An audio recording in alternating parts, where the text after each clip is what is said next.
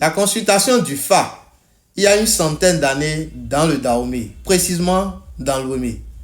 Suivons cette vidéo montrant le Babalao en pleine activité.